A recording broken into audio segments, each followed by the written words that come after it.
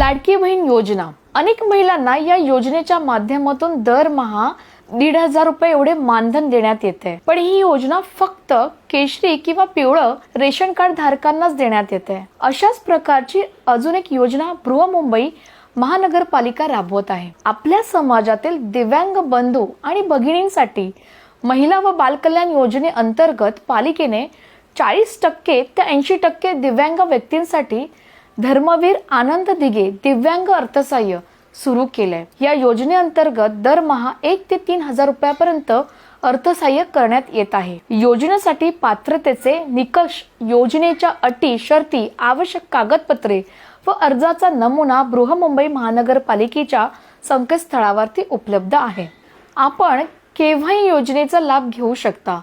अर्ज भरण्यास अंतिम मुदत नाहीये।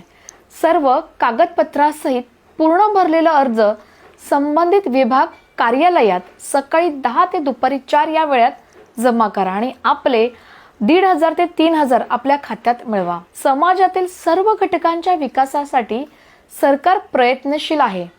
तुम्हाला त्या प्रयत्नाची कल्पना आहे का? बरं, आजची रील आपल्या उपयोगाची नाही म्हणून सोडून देऊ नका। ही रील तुमच्या ओळखीतल्या त्या प्रत्येक दिव्यांग व्यक्तीस पाठवा।